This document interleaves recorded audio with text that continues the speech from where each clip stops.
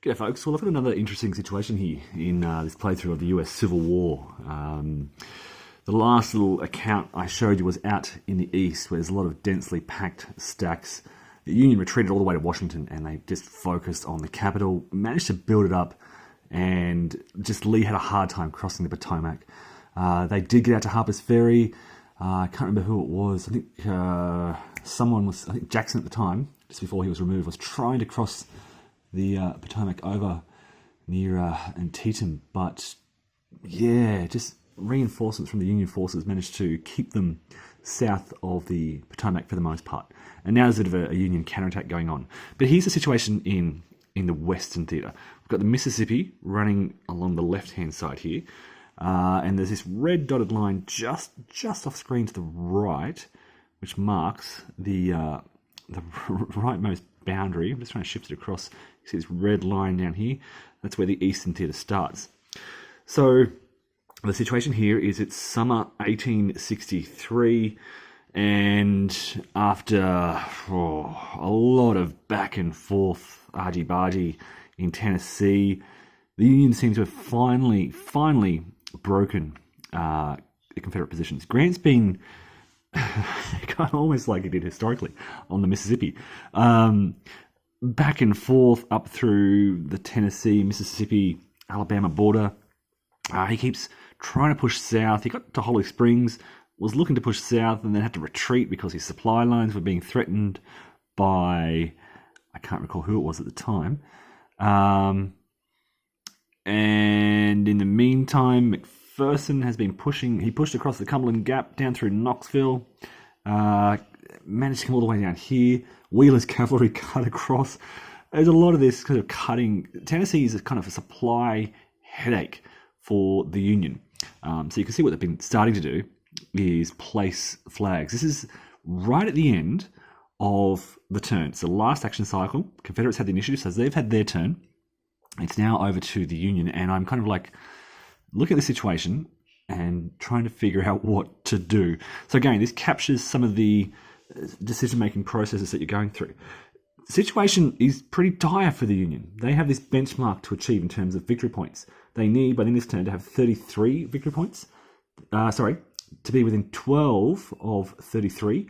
They're sitting on 25, so they're okay. They're pretty comfortable, but next turn that bumps up to 36.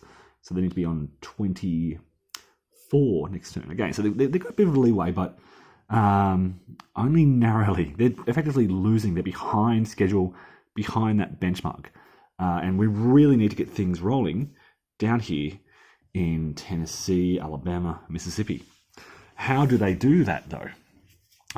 Smith has recently retreated from Clarksville. He held this for such a long time, but you can see Rosecrans and Sherman basically cut his supplies, and Buckner was down here. I don't think it was Buckner at the time. I can't remember who it was. The commander of these southern forces was in trouble, and so Smith has retreated and is trying to support Buckner's. Buckner's only a 2-star general, can only command up to 6 SPs. Smith is a big force in this area. He can command up to 18, I think it is. And then there's some smaller forces. You can see Taylor is out down off map, just south of Kingston here in Atlanta. Okay, so Union trying to figure out what to do, and they're not well. Do they want to capture an objective hex? You can see just to the south of all this activity, there's Tuscaloosa, Talladega. They're wide open. Grant can't reach here, but he could go 1, 2, 3, 4, 5. That really puts him out of supply, so he probably doesn't want to do that. He could go 1, 2, leave an SP there, 3, 4, 5, and that would maintain his limited supply chain through depots. What I have been doing is trying to set up to facilitate rail supply to Grant next turn. So basically you can see, if I just shift off to the left, Mississippi River here, and you can see Morgan up here causing trouble in Arkansas.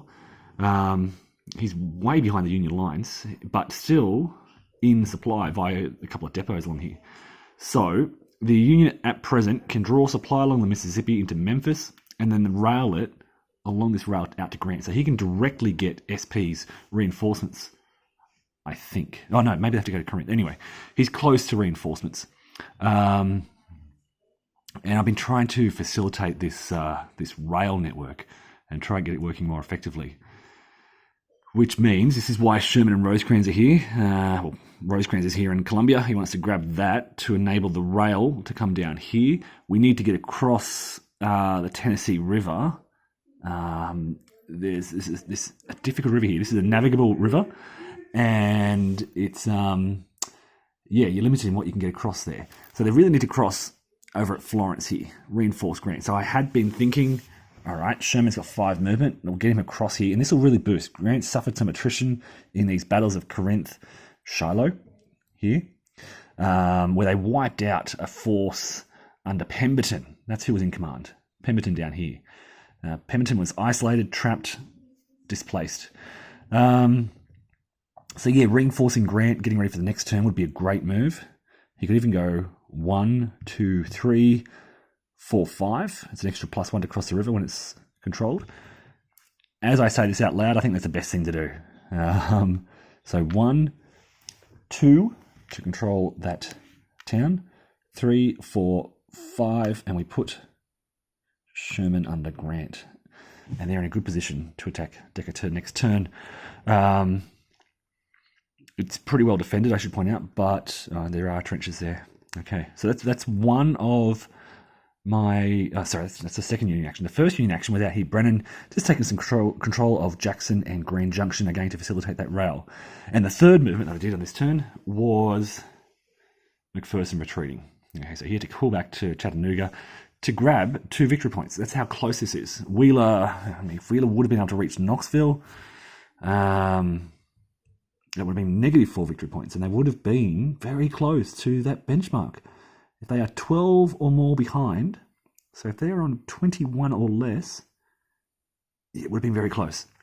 But lucky Confederates, for the Unions, lucky the Confederates had the initiative on this last turn, so they go first, so the Union gets the last play before the turn ends.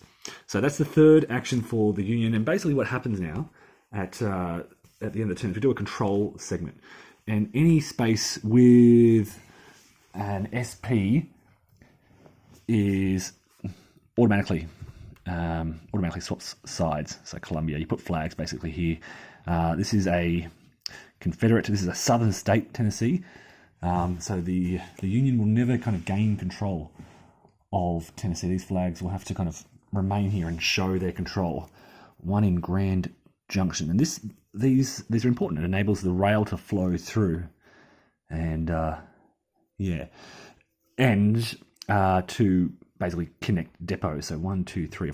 If Memphis is lost, for example, I've got Columbus and then Brownsville, Corinth, and so on. It might have been nice to get to Pikeville, which would have set me up for a run on Tuscaloosa. But SPs always control the space they occupy. So, for example, if I move an SP into Humboldt, I control that until I move out. Now I control Mackenzie and so forth. So you can facilitate the supply line by placing those SPs. And a lot of what I've been doing out here in the West is just dropping off SPs as I march to the East to maintain those limited supplies. Although now, with the rail open, I think I'll have full supply for Grant. Off to the port, rail to the port on a rail line. This whole rail line, this network, gives me full supply. So there you go, folks. Some more, and this has to change supply ownership as well. Again, it's technically owned by the Union when they occupy it, but they put a flag down to give them sort of longer term control. All right, hopefully it's been of interest, and we're almost at the end of 1863, so there should be a report on activities throughout 1863 coming up soon. Thanks all, take care.